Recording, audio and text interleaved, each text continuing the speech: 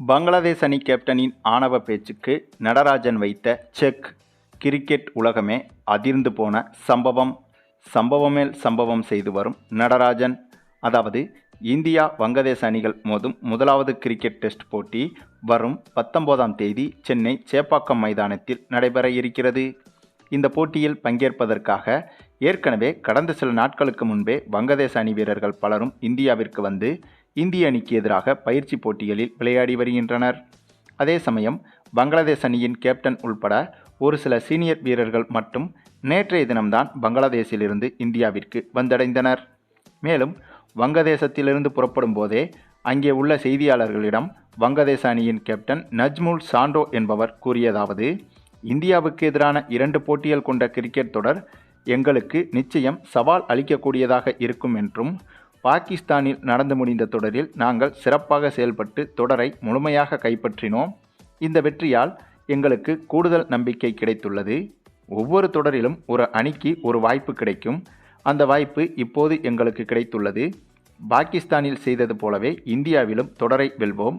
இந்தியாவுக்கு எதிரான டெஸ்ட் மற்றும் T20 என 2 தொடர்களையுமே வெல்வதற்காக நாங்கள் சிறப்பாக விளையாட முயற்சி செய்வோம்.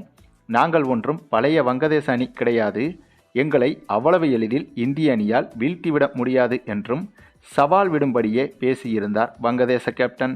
அது மட்டுமில்லாமல் இந்தியா பாகிஸ்தானுக்கு எதிரான போட்டிகளில் எப்படிப்பட்ட எதிர்பார்ப்பு இருக்குமோ அதே அளவு இந்தியா மற்றும் பங்களாதேஷ் அணிக்கு எதிரான போட்டியிலும் பலருக்கும் அதே அளவு எதிர்பார்ப்பு இருக்குங்க. ஏனென்றால் பங்களாதேஷ் அணியை பொறுத்தவரையில் எப்போதுமே இந்திய அணியை பரம எதிரியாகத்தான் கருதி வருகிறது. கடந்த 2007 வருட உலகக்கோப்பை தொடரில் இந்திய அணியை முதல் சுற்றிலேயே வெளியே அனுப்பியது பங்களாதேஷ் அணி. அப்போதிலிருந்தே பங்களாதேஷ் அணிக்கும் இந்திய அணிக்கும் நேரடி சண்டை ஆரம்பித்து விட்டது. அதன் பிறகு பல தொடர்களில் இந்தியா பங்களாதேஷ் மோதும் போது ரசிகர்கள் கலவரங்களில் கூட ஈடுபட்டுள்ளனர். அவ்வளவு ஏன், 2015ஆம் ஆண்டு நடைபெற்ற ஒரு போட்டியில் இந்தியா பங்களாதேஷ் அணி விளையாடிய மேட்சை பார்ப்பதற்கு பங்களாதேஷ் நாட்டின் அதிபரே 4 நாட்கள் அரசு விடுமுறையாக அறிவித்திருந்தார். இதுவரையிலும் எந்த ஒரு நாட்டு அதிபரும் ஒரு கிரிக்கெட் விளையாட்டுக்காக நாடு முழுவதுமாக 4 நாட்கள் அரசு விடுமுறை கொடுத்ததே கிடையாது. ஆனால் பங்களாதேஷ் அதிபரோ அந்த விஷயத்தை அப்போது செய்திருந்தார். அதற்கு காரணம், இந்தியா மற்றும் பங்களாதேஷ் அணிகள் கிரிக்கெட்டில் மோதும் போட்டியில் பங்களாதேஷ் அணியின் வெற்றி என்பது இது வெறும் விளையாட்டு என்பதை தாண்டி பங்களாதேஷ் நாட்டின் ஒட்டுமொத்தமான பிரச்சனையாகவே பார்க்கப்பட்டு வந்தது. ஆகவே தொடர்ந்து இந்தியா பங்களாதேஷ் இடையே இருக்கும் இதுபோன்ற முந்தைய காலகட்ட பிரச்சனைகளை மனதில் வைத்துதான் பங்களாதேஷ் அணி கேப்டன் இந்திய அணியை இப்போது சீண்டுவது போல பேசியிருந்தார். இதில் ஆச்சரியம் என்னவென்றால், இவர் பேசிக்கொண்டிருந்த அதே நேரத்தில், அதாவது இவர் பங்களாதேஷில் பேசிக்கொண்டிருந்த அதே நேரத்தில் ஏற்கனவே இந்தியா வந்திருந்த பங்களாதேஷ் அணியும் இந்திய அணியும் மோதிய பயிற்சி போட்டி ஒன்றில் பங்களாதேஷ் அணியின் இளம் வீரர் ஒருவரை மரணப்படுக்கைக்கே அனுப்பிவிட்டார் நம்ம நடராஜன். ஆமாங்க, இந்த 2 அணிகளுக்கான தொடரை முன்னிட்டு ஏற்கனவே இந்த 2 அணிகளும் பயிற்சி போட்டிகளில் கடந்த சில நாட்களாக விளையாடி வருகிறது. அப்படியாக சமீபத்தில் நடைபெற்ற பயிற்சி போட்டி ஒன்றில் போட்டி தொடங்கி முதலில் பேட்டிங் செய்த பங்களாதேஷ் அணியில் நஜ்முல் அகமது என்ற பங்களாதேஷ் அணியின் இளம் வீரர் ஒருவர் பேட்டிங் செய்து கொண்டிருக்கும் போது போட்டியின் 12வது ஓவரை வீசிய நம்ம நடராஜனோ அந்த பந்தை அதிவேக பவுன்சர் பந்தாக வீசியிருந்தார்.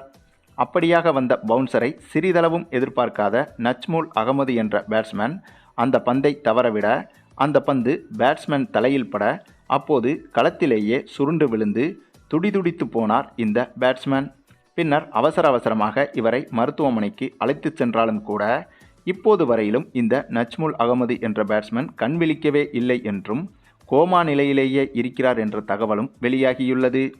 எப்படி பங்களாதேஷில் இந்திய அணியை சீண்டுவது போல பங்களாதேஷ் கேப்டன் பேசிக்கொண்டிருந்த அதே நேரத்தில் இங்கே ஒட்டுமொத்த பங்களாதேஷுக்கும் மரண பயத்தையே காட்டியிருக்கிறார் நம்ம நடராஜன்.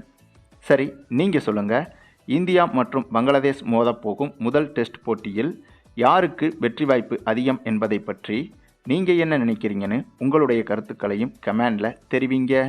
மேலும் இந்த வீடியோ பிடிச்சிருந்தா லைக் பண்ணுங்கள், மற்ற அனைவருக்கும் ஷேர் பண்ணுங்கள், மறக்காமல் நம்ம சேனலை சப்ஸ்கிரைப் பண்ணுங்கள்.